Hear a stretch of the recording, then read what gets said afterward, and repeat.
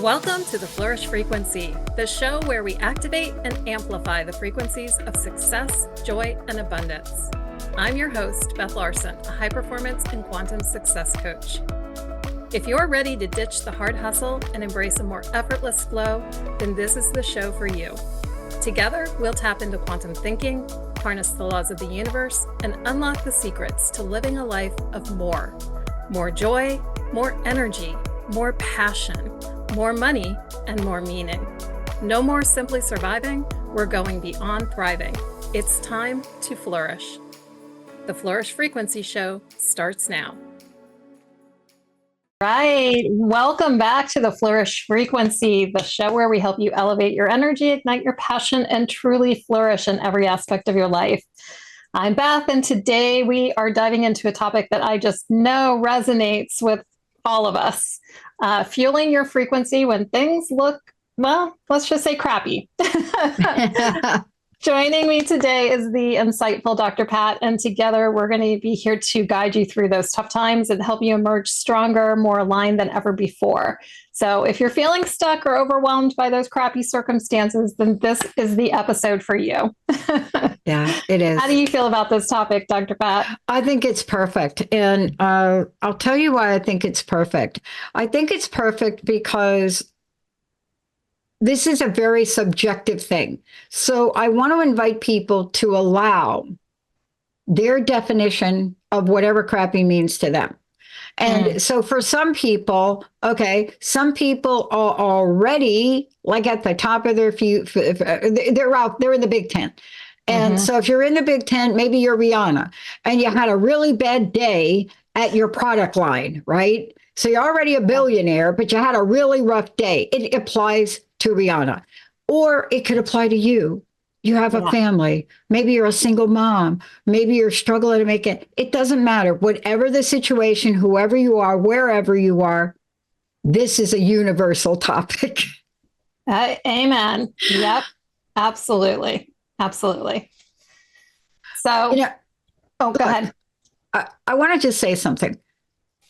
All of us have been here, and some of us have been here very recently. You know, what we're going to talk about today isn't a state of being. It's a situation. Would you agree, Beth? Absolutely. 100%. Yeah, it's the situation or the circumstances that you're going through at any given point in time.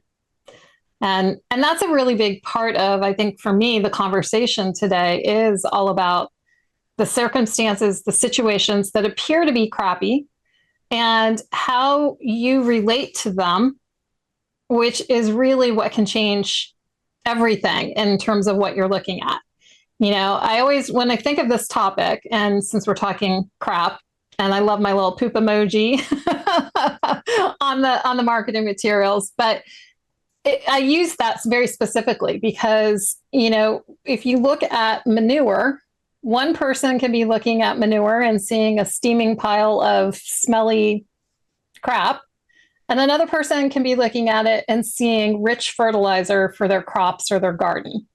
You know, it's the exact same thing, but it has two different meanings for two different people, depending on the lens through which they're looking at it, depending on the way that they are relating to it. Yeah. So there's no, making it smell good, right? It's going to smell the way it smells, but it can actually, you can experience it very differently, depending on how you relate to it.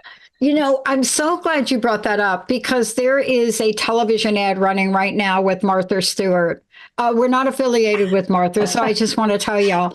And it took me a while to realize what she was talking about. And it's the whole thing about her loving dirt, right? Yes. But it's a product. If you understand this product, and I'm not allowed to mention the name, but if you do understand that product, what do you know about that? Any of us that have bought that product, we know what that smells like. We actually know what that is. But here she took it, and now, you walk away from a television ad loving dirt because of whatever she just said about it with her hands in the dirt. And yet, when you get that product, it is what it is However, Yeah. ooh, like that, Yeah. right? So to your point, Yeah. But you know what's really interesting? I love that you use this example. I know that commercial very well. And what's interesting is that dirt has a purpose, right? And what she's selling it for has a purpose. And it is an amazing purpose, which is why it makes people want to buy it, yeah, right? And so when we look at, our own manure and what we're looking at, it has a purpose also. There's a purpose to it. And it can be a purpose that actually serves us, that actually allows us to grow and to evolve, no matter how crappy it looks, no yeah. matter how smelly it is in the moment. Yeah. Well, let me ask you this question. Look, you work with people, high achievers or otherwise, but you work Mm-hmm. with people from all different walks of life. Mm-hmm. But can you talk to this point? We have a relationship, whether you like it or not, with our situation, our Yeah. circumstances. We have that. We don't know we have it, but we have it. So the question really is, how does that relationship affect, impact, or otherwise experience every day in our lives, so to speak? Everything. It has everything to do with it.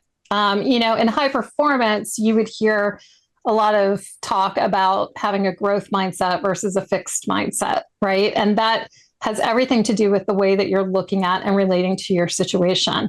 And more practical terms, here in the manure conversation, again, it's the way you're relating to it that has everything to do with the way that with what you get out of it and the way that it actually starts to move forward. And it's a circumstantial thing. So if you are relating to your circumstances and letting the circumstances make you feel a certain way, then Mhm. you're giving your power over to the circumstance. So that's circumstantial power.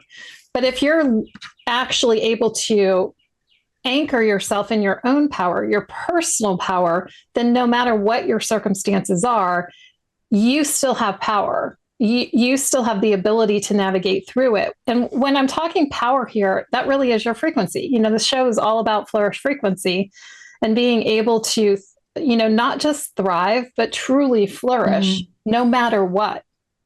So that means no matter what the circumstances Yeah. are, that you're able to grow, you're able to evolve, you're able to flourish, and you're able to do that because you maintain a frequency that is powerful, not powerless. I love this. A little tidbit, and I want to give this to you. And then I want to talk about something that I love talking about because I almost flunked out of my first year of my doctoral program because of this word. So, what's the word? Probability. So, first year, 6 months, Claremont graduate, your statistics for the year, you got to pass them. Yeah. So, here I go. Back in the day when I went to school, we didn't have the kind of technology.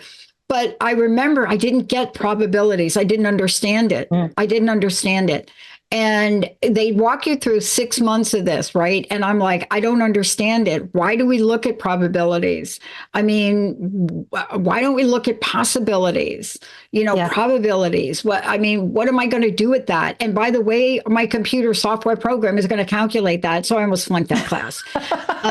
But I want to talk about that. Why? Yeah. So, Beth, what is green to me may be brown to you, Mm-hmm. right? I remember a point in time in my life where I looked at what I wanted to build and I decided that I was going to go through all my jewelry and I was going to take it down to Renton and trade it in for money. Mm-hmm.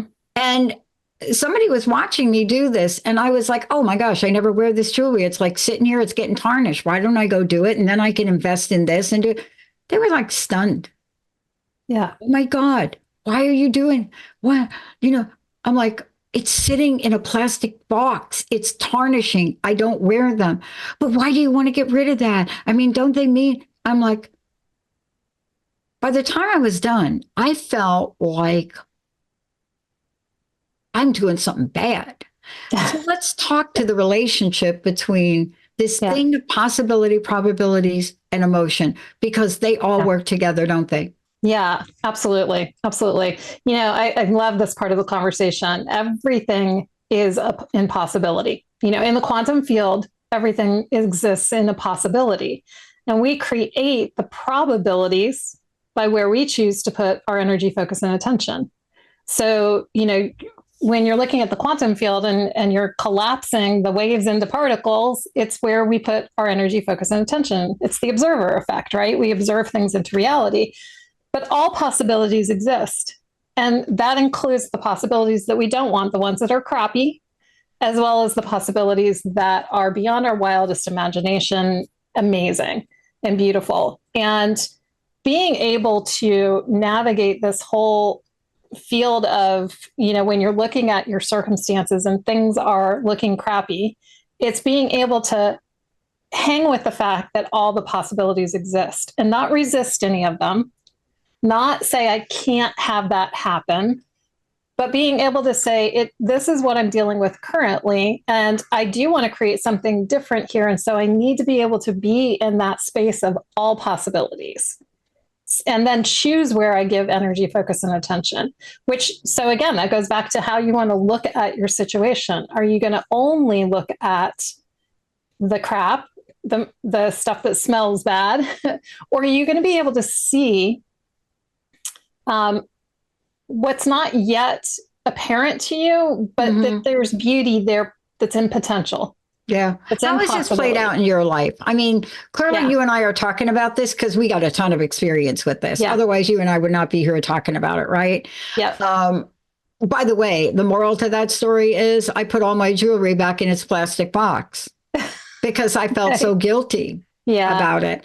Now, I didn't keep it there for long, but I was like, by the time I was done with this person, I was like bawling my eyes out over jewelry that I never wear, to this day don't wear. Yeah. And that's how it works, doesn't it? Yeah. Well, you were being influenced by somebody else, right? And the way they were looking at it. You were seeing a whole different possibility for yourself. They were seeing a different possibility, and you ultimately went into their possibility. And so you traveled down that path. Yeah. I mean, what if you look, I know you've had experience in this and I want to talk to you about that, but I was joking about it on a show not too long ago. And I said, what the bleep am I going to do with stirrups? What are they called? Spurs, like cowboy boot things, which you hit the horse with, those things that you put on your boots.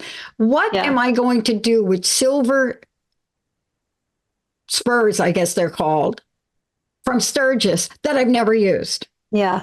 That I bought 1993 on my way from what in the world? And but just that influence made me take them and put them back in the box. I can't even find them now. But what experience have you had with this? Where have you been driven to either do or not do something?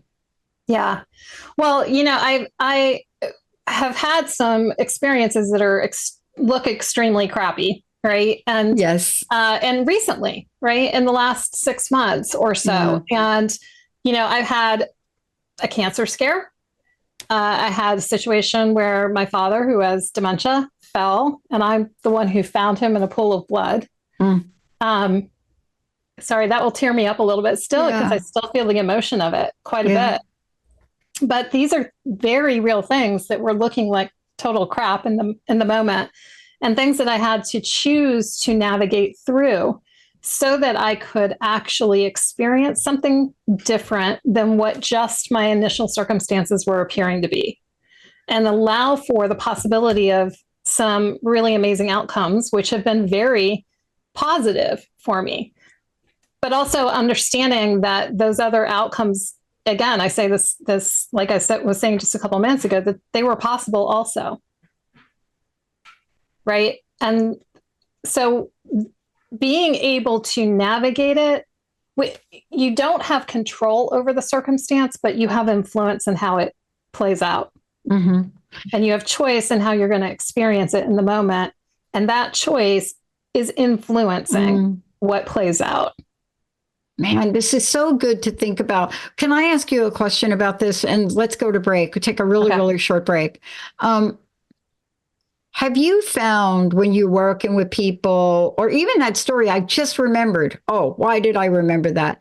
But do you find that we go through life, those of us that are in this place? And by the way, for those of you just tuning in, this is fueling your frequency when things look like fill in the blank. Crap. Smelly stuff. Yeah. Fueling your frequency. Do you think, hold on to this question, we'll do it when we come back. Do you think sometimes we get these situations to remind us of the truth we are from a higher order spiritual perspective? Yeah. 100%. Okay. Let me just answer that right now. 100%. Without a doubt. I know that cell of my body. Yes. Okay. But, so often we don't see it that way. So we see it as the end of the road. Let's take a short break because I want to talk about this. When you start to see a situation as the end of the road, and I mean the end of the road. For my mom, the end of the road was suicide. That's how she saw that crappy situation in her life. Yeah. Now, clearly, when that happened, we didn't have the tools we had. She didn't have the resources. A different culture came from just so many things, right? Yeah. But that was the end of the road for her. We now know today in the world, in the latest statistics, this is such an important message because there are so many people that feel like they're at the end of what is that expression? I'm at the end of my rope. Yeah. Right? When we come back, we want to talk with everyone, even on the really deeply fueled emotional situations like you just described. Yeah. That the end of the rope literally has an extension. When we come back, Beth, you're going to walk us through this. Let's take a short break. When we come back, get ready to learn how to fuel, and flourish. We'll be right back.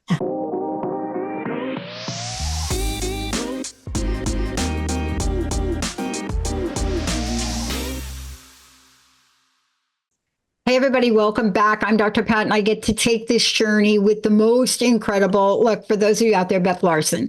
This is the Flourish frequency. This is about activating your energy, amplifying your life, even when you cannot even see the dial to turn up to amplify it. Today, it's fueling your frequency when things look like bleep. Beth, before we go on, it's so important people know how to contact you, how to work with you. And I really mean that. People that may be in the big tent, those are the folks up there. There are some of us that are trying to run companies, and some days all we're doing is chasing our tail. How do we find out more about you? Yeah, thank you. You go to my website, BethLarsenCoaching.com. That's Larsen with an E, Larsen. If you go to the Work With Me page, you'll see options varying between my membership program, which is, a very affordable option, to what you can apply for one-on-one coaching, retreats, etc. So, yeah, awesome. That's where you can find me. All right. So before the break, we were talking about situations. I asked you in your own world, what do you go through? And the reason I like to talk about that is because we work with other people, and especially you work with other people, you coach other people. And part of the reason you're so good at what you do is because you've hurdled a few things yourself. What creates the shift? What can we learn, from these situations? Do we learn anything? Do we even know that it is a crappy situation, or is it an illusion? Well, we know it's a crappy situation, or at least that's how we are perceiving it, because our emotions are telling us that. The feeling in your body is telling you that. The heaviness, the guilt, the shame, the anger, the frustration, the depression, whatever it is. It's telling you, your emotions are trying to alert you that there's something in the way that you're looking at your situation that, while it very well may be a truth as you know it, it's not the higher truth that's available to you. And so being able to understand that the emotions are guidance is really important. Which is why it's so important that we don't disconnect from our emotions, that we're able to actually let ourselves feel what we need to feel and be okay with it and see it as a positive thing, because those emotions are there to help guide us back to higher truth. So it's not saying that the circumstance suddenly changed, but you do start to change the way you see the circumstance, and then you start to feel differently about the way you feel about the circumstance. You start to feel lighter. You start to feel the hope. You start to feel the optimism that comes through that allows you to start to put your energy in a different place. Does that make sense? It does. Now, you just had a recent experience that I would love for you to share. And it really does all tie together in so many ways. But please share that because there are things that, how do I want to say it? There are things that could up our meter of awareness. You know what I mean? Yeah. Tell us about your experience. Well, yeah. So it was almost a year ago, actually. I had an opportunity to attend a retreat with one of my mentors, and it was a retreat and it was in Croatia. It was going to be on a cruise, and we were learning advanced metaphysics. And when I got there, so I was all excited to go on this cruise, and I had packed these beautiful clothes, and I was just prepared for this dynamite week. And as I'm traveling, I have to connect through Berlin. I get into Croatia, and I'm waiting at the carousel for my luggage, and I'm waiting and I'm waiting. And the woman comes to pick me up to take me to the boat, and my luggage is still not there. And all of a sudden I'm starting to like panic a little bit, but I'm not too much. And the woman assures me, she's like, it'll come, don't worry, and they'll bring it out to the boat. I'm like, okay, no problem. So we get out to the boat, and everybody's there meeting each other. We're having a kickoff dinner, start to go to bed, and the luggage is still not there. Starting to panic a little bit more, starting to think, oh no, this is my entire trip. And everything that I had was in there, contact lens solution and clothes and all of that stuff, underwear, everything that you need. So anyways, they again assure me, the guy who's in charge assures me, don't worry about it. It'll be here by the morning, I'm sure, before we take off, before we leave dock. I wake up in the morning, nope, it's still not there. And we have to leave. And so we're leaving and going off, and the guy again is assuring me, don't worry, we'll be in communication with the luggage airline, and we'll get the luggage as soon as they find it. We'll have them transport it to us wherever we are, because we're moving the entire time, the entire week. So I'm moving throughout the week, that day, and I'm not too stressed, but as each day goes by, I'm getting more stressed, especially as I start to realize I'm having to wear the same clothes over and over. Like the next day we docked, and you have just enough time to go on land. And I'm thinking, okay, I can go run and get some clothes. We get on land and everything's closed. There's nothing open during the brief period of time we have for me to go in and get something to wear. And so I'm getting more and more frustrated and irritated and, running out of underwear, which I keep coming back to that because I'm like, that is a very important thing. By the way, I will always pack stuff in my carry-on from now on. But anyways, this week is all about, like I said, advanced level metaphysics. And so we have all of these workshops and then experiences for us to actually put into action what we're learning. One of the things we were doing was whitewater rafting so that we could learn to go with the flow of the energy and not resist and lean in. And that's great and all. But as the week was passing, I started to realize that I had an opportunity here that was very in the moment to be practicing everything I was learning, to actually practice as I'm navigating this situation that just is a situation. The situation is my luggage didn't show. And I could either follow the path of how horrible it was, which was what I was doing initially, and things were getting worse and worse and worse, and I was feeling worse, and I was feeling, just heavy throughout the entire thing, or I could start to shift the way I was looking at things and allow myself to actually enjoy the moments. And there was a moment, it was about 4 days in, and still no luggage. And at this point, we had passed a place the night before when we had docked that was closing, but it looked like it might have some clothes that I could get. So I thought, okay, early the next morning, I'm going to run over there. Hopefully I can get some stuff before the boat leaves again. So I'm up there at like 8 a.m. I go out. The boat is going to leave at 9:30. So I've got plenty of time. I go over to the shop. I look and it says they're not open till 9. So again, the frustration's starting to rise up again. And I decide, okay, I'm going to sit down at the cafe next door. I'm going to get some coffee. I'll be right there as soon as they open at 9 o'clock. I can see a couple of things in the window. I'm going to run in and grab them. I'll run back out. I'll be back at the boat by 9:30 by the time we leave. So I'm sitting there and I'm having this whole come to Jesus conversation with myself. Like, what you are doing is not working. you need you need to shift your energy dramatically because what you're doing is not working here. So I'm sitting there just doing energy practices with myself. I close my eyes. I'm drinking my coffee, but I'm closing my eyes and I'm just like really practicing getting my energy, releasing the heaviness, releasing the energy in the body, starting to play around and shift with different thoughts that are going through my head. I open my eyes and it's 8:25 and I look over and the woman is opening up the doors. Half an hour earlier than she's there to open up the actual store. I immediately pay my bill. I run over there. The woman, thank God, spoke English. And I run in like a hurricane and I tell her what the situation is. I grab two things. I go into the dressing room because now I have time to try something on. And she's bringing me other stuff. I left with 2 dresses, 2 pairs of pants, 3 tops. Like I had enough clothes to get me through the rest of the week and look even somewhat fashionable, somewhat. But I was like, just all of a sudden, everything had shifted in a very short period of time. And I was back on the boat. Now, my luggage did not arrive.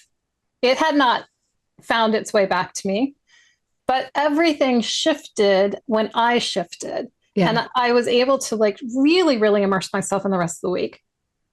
I'm going to make this long story short again, as much as I can, but I made it back, at the end of that week. I made it back to the States. I made it back home and still had no luggage, but I had purchased insurance. So I submitted the claims for the insurance and all of that. And then I decide, you know what? I'm going to see if I can replace my favorite pair of pajamas that I lost in my luggage. And I went shopping and I actually was able to replace a whole bunch of the stuff that I had lost with almost the identical stuff. And this was a week later, that Sunday. I got back on a Saturday. The following Sunday is when I went shopping. I got home that night and I went to bed. And at 1:30 in the morning, I get a phone call and my luggage is on the way to my doorstep. Wow. So it returned to me eventually.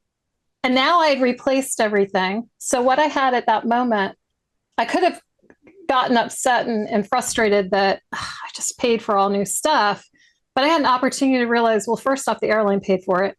Yeah. Number 2, I have an opportunity now to pay this forward and give all my clothes to Goodwill that I had replaced, which I did. And that felt amazing. And the whole experience was just such an in the moment embodiment of everything we were learning. So that when these things that I mentioned earlier, dealing with a potential cancer diagnosis, dealing with finding my father, face down in a pool of blood, 91 years old, out shoveling snow, by the way. And I just happened to be there that day at their house to actually find him. Navigating those things was no different than how I was navigating the situation with my luggage, which was a very real frustration for me at the time. It was a very real, I just spent all this money on this cruise to learn these things, but I also really wanted to look nice and have a fun time and, feel really good the whole time. And, here I am swimming in clothes in the ocean while everybody else is in their bathing suit. Because I couldn't find a bathing suit. So, I'm saying all this to say that it doesn't matter the level of crap. No. It does not matter. The way that you engage with the energy, the way that you choose to look at the situation will have everything to do with how it plays out. And it goes back to the conversation we were having earlier. All of the possibilities are there. The possibility could have been there that my diagnosis was actually cancer. It was not, but it could have been. And it still could be someday, right? It could have been a much worse situation for my father. It got worse after that too, because my mother got COVID a week later. So it was really getting worse looking. But what came out of that situation was something really, really amazing. I won't go into the details of that right now, but Uh-huh. better than things were ever before. And they're in such a great place right now, both of them, and Wow. thriving and Wow. flourishing. Wow. Well, I want to talk about this more for a lot of reasons because when we come back, how do we look beyond the emotional reaction? Because we're talking about emotional reaction, right? How do you go beyond that? And let's talk about this because every time I say this or somebody says it, they're like, "What?" How Yeah. do we take the emotion out of it? Yeah. Now, how did I learn that? I learned that from a therapist I went to after my job loss, Dr. Juanita Lovett. Mm, And what I learned from her is when you tease things apart, especially the emotional reaction, I'm talking about a reaction. I'm not talking about how you feel. yeah. I'm talking about you're walking down the street, dang, the heel of my shoe broke, right? And you go from the heel of my shoe broke to a flat out, in the middle of the road, outrage, Yeah. kicking the ants in the street, looking for a dog to kick over the heel of your shoe.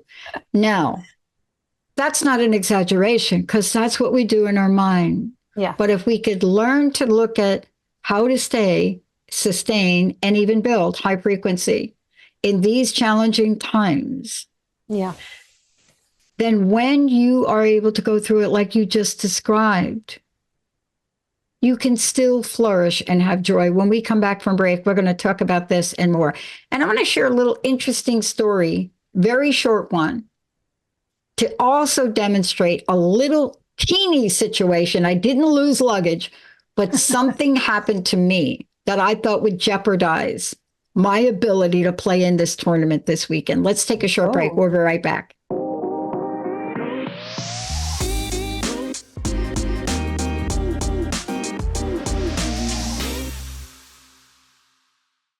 Hey, everybody, welcome back. Look, before we go ahead, Beth, please, how do people work with you? Because we're getting ready to talk about something very important. And I don't know about you, but I need to say this. I've said this over and over again a lot in the past month. I have not gotten past some of the situations in my life without help.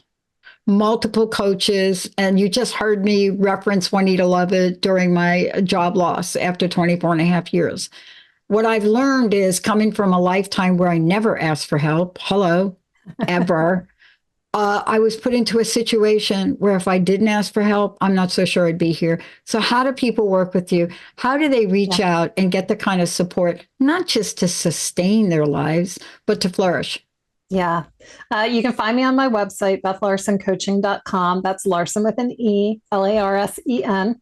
There's a work with me page that will tell you about all the various options to work together. And you can schedule a consultation at connectwithbeth.com.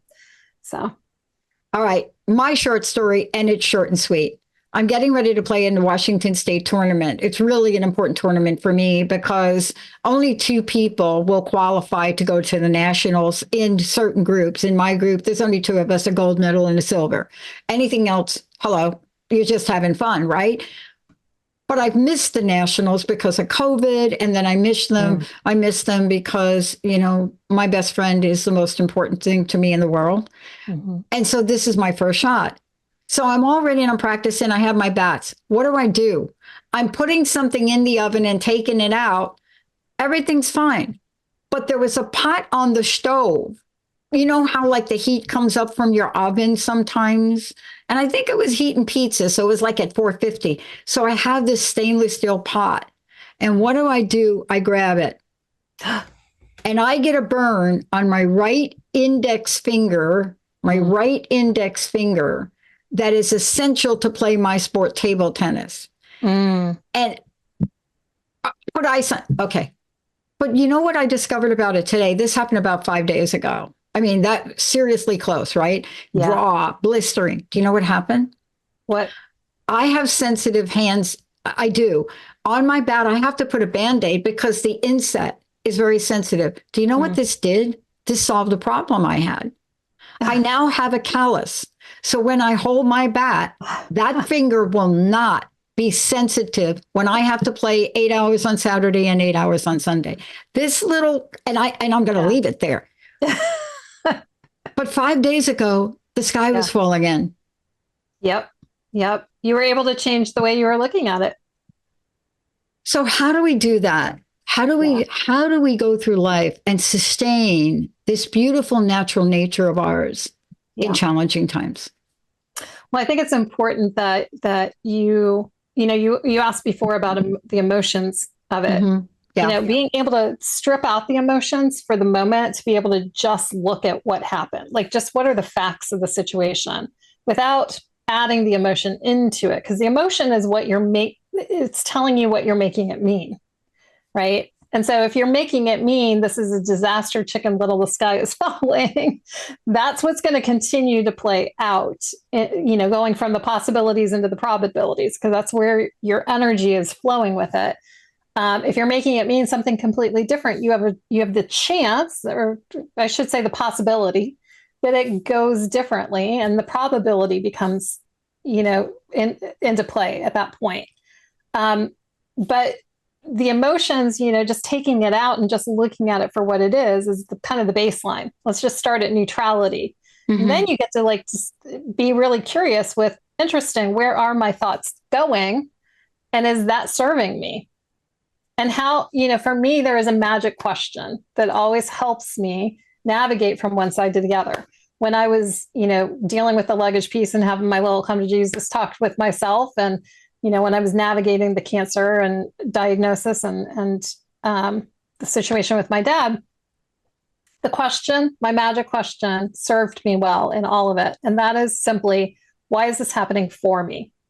What is it that I am being given the opportunity to learn, or what muscle am I being given the opportunity to build that may not be strong enough at this point? And so if I can find that why, not the outer why, you have an outer why example there of, and when I say that, what I mean is like, oh, well, it happened so that I could get a callus. Well, that wasn't really why that happened. That was the benefit. That was the byproduct of it happened, honestly, so I could actually decide to look at my situation differently, so I could relax, so I could trust. These are muscles that often we are not very strong with. Yeah. Our fear muscle is often way stronger than our faith muscle. And so if you can look at that and say, well, there's always something in it for me, for my growth and evolution. Am I being asked to trust? Am I being asked to practice faith? Am I being asked to relax? Am I being asked to be curious and consider other possibilities? Those are the things that, for me, when I look at whatever the situation is, and it appears one way, it appears like a breakdown, can I allow myself to see that it could also be a total breakthrough in the process? We know energy is not created or destroyed. It's just always changing form. So if I can trust that there is something bigger and better coming out of this, then that might be what's being asked, or that's the assignment that I'm being given right now. Yeah. I don't believe that the universe tests us. No, I don't either. That God tests us. I do not believe in that. I don't either. I don't believe in that either. But I always believe that we're being given assignments to allow ourselves to learn whatever we need to learn, that our soul is calling us forward. Yeah. Yeah. I mean, one of the things I work with people in addiction. So we have a phrase. You can call it the universe, God. I don't, it doesn't matter to me what you call it, but there's a phrase right out of the big book. And it really is very simple. God is either everything or God is nothing. Now replace that with whatever you want. Yeah. God is either everything or God is nothing. God either is or God isn't. What are you going to choose? That's how simple that is. Now, to your point about this, out of this, I have a phrase. I say task, not test. You see, and the reason for that is you had a task. Yeah. Luggage. Yep. A burned finger. Yep. It's not a test. But I want to ask you this question, because this is something that I had to learn over time. There are small things that we desire, your luggage, but then there are bigger dreams. Yeah. And sometimes the bigger dreams, like your coaching practice, what you do, this show, they take longer sometimes. Yeah. And, there was a question that was put to me, and I want to ask you this question to explain it, because it has to do with support, it has to do with resilience, and it has to do with commitment and conviction. Yes. Here's what it is. You go through and you build something. Let's call it a career, whatever you want to call it. But then something shows up, and that one thing, it doesn't matter what it is. It could be a performance review. It could be, oh my gosh, I have no money in my bank. I'm an entrepreneur. I'm building this. What are you doing to me? And we forget all of the other signs that say you're on the right path. Yeah. And we will hold on to this one or two little things. And we will, what is that strange expression? We will throw the baby out with the bathwater. Okay. Yes. Can you talk to that? Because, well, these are challenges. They're not problems. They're challenges. Yeah. They're not meant for us to throw the whole shebang. Somebody said that to me not too long ago. They said, geez, Pat, I look what you're doing for your company and, the COVID and what you did to get, don't you think it's time to give it up? And I'm like, what? Yeah. So you see, can you talk about how we hold strong and stay the course? Yeah. I think that I love that you used words earlier, like conviction, conviction, commitment, decision, discipline. These are masculine energies that are actually, this is where the masculine energy comes in to serve us, right? So that the dream, the vision, the passion, the purpose can actually be fully fulfilled, which is more of the feminine energy, right? It's like the two together are there to serve each other. And, I always go back to one of my favorite quotes by Einstein, right? It's like, I don't know the exact quote. I'm not going to say it the exact right way, but it's to the effect of the choice you have to make is, do you live in a friendly universe or not? Like, you either live in a universe where everything is a miracle or nothing is a miracle. That's right. You're either living and choosing to believe that everything is happening for me for my greater growth and evolution, or you're choosing to believe that things, are happening to me. You're either a victim or a victor. It's like you get a choice of which path you're going to go down. And it's that choice, it's that decision that underlies every other decision. So if I have the decision, and I do, I 100% believe that everything happens for me for my greater growth and evolution, then that I choose to allow that decision to inform everything else. And I allow myself the grace to have my moments of grief or fear or sadness or whatever. But it's a momentary thing because I realize in the moment that all we ever have is this moment, right? That's all we ever have. And if I'm going to let fear rob every moment of my life, yep, right, then I'm missing out on the joy that I could have in that just moment. Yeah. And so it's about being able to shift a moment. When you start to shift a moment, you start to liberate yourself. You start to give yourself freedom.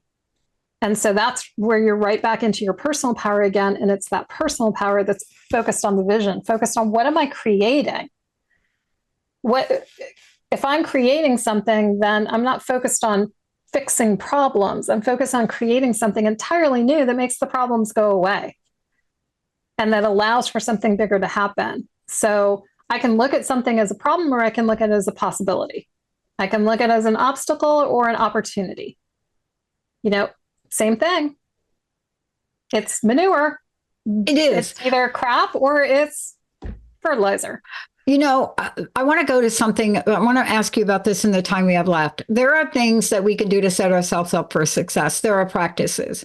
When I burned my finger the other day, I had that, it was like an owie too, right? Yeah. And no, wait a minute, let me be clear. I didn't burn it once. I burnt this finger twice in the same place. In the same place twice. One was a little burn and I nailed that. And then I came back and it was the bigger burn. Now I got the two burns melded together. Obviously, because the first burn wasn't going to help me with my game. So therefore I had to have two. But my reaction was, because Linda came running over because, you could hear me. Like, I didn't drop the pot and what was in it. But the bottom line was, it was like, oh my God, I'm so grateful that I didn't grab the whole handle. Yeah. Right? That's where I went. Yeah. Let's talk about gratitude in the mix of this, because at some point you had to go from where the bleep is my luggage to I'm grateful I'm over here having a vacation or whatever. Exactly. Exactly. Or I'm grateful that I had the warning signs to go to the doctor, or I'm grateful that I happened to be at the house that day to find my father. Because if that hadn't happened, he could have frozen to death because he was out shoveling snow. And right, like you have to find the gratitude in things. And that this is, this brings up one thing I think is really important, because you hear a lot of conversation of spiritual bypassing. Yes. Right? What does that mean? What is that? That people have taken it to the opposite side of things. Like, unless you're suffering, you're not, you're not, doing it right. The reality is that no, again, you can acknowledge what is. You can acknowledge the crappiness of something, but then you can choose to also look for the goodness in it, to find the things to be grateful for, because gratitude does shift everything. And there's always something to be grateful for, even if it's the lesson. Thank you for the lesson. Thank you for the opportunity to show my commitment, to prove my faith. Thank you for, the chance to show up differently, to be the person that I said I wanted to be. When we make a declaration of, I am bold, I am courageous, I am generous, I am abundant, I am whatever we choose to say we are, well, guess what? The universe is going to give you plenty of opportunities to actually show that you are those things. And it's only in the face of the opposite that you might have the chance to show how you're capable of showing up. I start my day and I recently go to bed with this. That is my I am list. No, I'm not kidding. It is it's not the fanciest piece of paper, but it's on paper. I am blessed. I am well able. I am successful. This is it. But Beth, I want to bring this full circle. And thank you so much for doing this particular show on this topic, because I know that for a lot of folks, they've been through a tough time and they feel they're at the end of their rope. But a wise woman once said to me, thank you, Dr. Juanita Lovett, Pat, let's use logic. Have you ever really failed at anything in your life? Have you ever not been able to make money, even when you were homeless? You learned how to beg for money at the Port Authority. And she went on. And, I just listened. You see, we have this illusion because of a situation. And believe me, people have had horrible things happen. Yeah. But that doesn't have to be who we are or who we're going to become, does it? Absolutely. You may have been victimized. That doesn't need to mean that you are a victim. Not today. Right? No. That what's happened in the past, nobody's going to negate it. It actually, you want to give it honor, you want to give it reverence, but it has nothing to do with who you're becoming unless you decide that it's going to. You have to protect your peace. You really do, out of outside circumstances. And I wanted you to talk for a minute about self-care. The reason this is so important, silly. I'm going to be silly again. So I put on a pair of the type of capris that I played my sport in. I like to play in 3/4 pants, and they're wick, So put them on, and they're like super tight, right? Not super tight, but they're tighter than I usually like. So I'm walking around, somebody says to me, "Dang, girl, did you gain weight?" And I'm like, did I gain weight? So I get home. These pants were not the right size. I pulled out an old pair of pants because I've been losing weight, right? Since I had an incident. They were 2 sizes smaller than my regular plain pants. But you know what? The entire time I'm thinking, where's my scale? Yeah. I mean, see how easily? Yeah, it was within you still to be triggered. It's some weight there. Yep. But what can you share with us in the minutes left so that we can take care of ourselves? Because if we don't take care of ourselves, it is very hard to find the tools that we know work.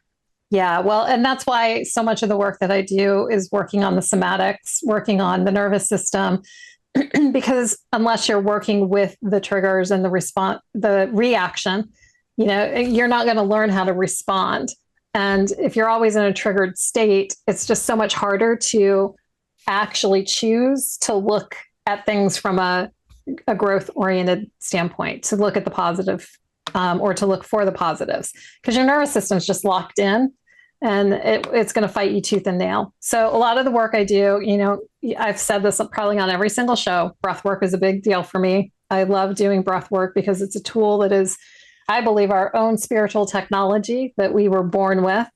And whether you're doing breath work just in the middle of the day and taking some deep breaths in the middle of a stressful situation, or you're taking one of the transformational breathwork journeys, that help you really move through some stuck energy, that is a critical thing, because the more you do it, the more regulated your nervous system is. So that when things do look like they're going to,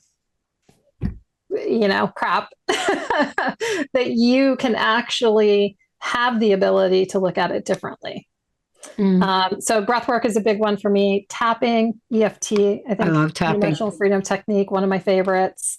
I love release technique also. These are all just really great tools and techniques to help you take care of yourself and making sure that you're feeding your body well, that you are moving your body, because that's all energy, that you're getting sleep. If you're lacking sleep, you're going to be reacting to stuff all the time. Yeah.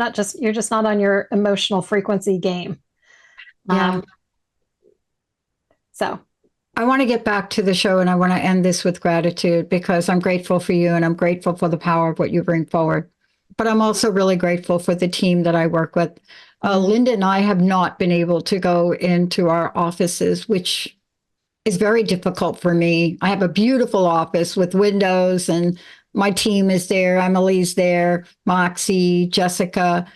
And we've just not been able to do it for weeks and weeks and weeks for personal reasons, let me just say. But what does that mean? What that means is we can take care of what we need to take care of. And I have an amazing team. Emily is producing this show. She texted me this morning and said something like, I'm really happy I get to do 5 live shows in a row or something. Most people would be like, OMG. And you see, I have to stop to be grateful for them. All of them, yeah. Kim. Now, this will probably change next week because I think we're past the situation. But we have to stop to be grateful for everything and everyone, don't we? Yes, we do. Again, gratitude is a choice. It's a choice. And if you're only grateful for things when things are great, then you're not really practicing gratitude. Yeah, right? I only love my job when I'm winning. Yeah. You can be grateful for the lesson. You can be grateful for the challenge that made you stronger. You can be grateful. There's always something to be grateful for. Always. Even in the worst of situations, there's something to be grateful for if you choose to look at it. And again, that's not just painting a happy face, putting a smiley sticker over the empty gas tank, as Abraham Hicks would say, right? It is, you got to put gas in the tank, because happy face sticker isn't going to get you down the road. You got to actually fuel the car, and you got to fuel your frequency. I love it. Please, one more time, how do we work with you? How do we find out more about you? And thank you so much for this topic today. Absolutely. You can find me on my website at BethLarsenCoaching.com, Larsen with an E. Go to the Work With Me page. It'll show you all the different ways to work together. And if you're interested in breath work, we're doing a breath work journey tonight for the solstice. So you can find the details there on the website. Super important day. And for those of you out there, Beth has said it multiple times. I'm going to say it again to end the show. Flourishing is a birthright. This is not an option or a luxury. Right, Beth? Absolutely. Absolutely. It is what we were born to do. And it's not happening. You just got to return to the source and allow yourself to flourish. I love it. Thank you all for tuning us in, turning us on. Emily, thank you so much. Beth, thank you. And to all of you out there, remember, you're not your situation. unless you're part of the Jersey Shore. Then you are the situation. We'll see you next time.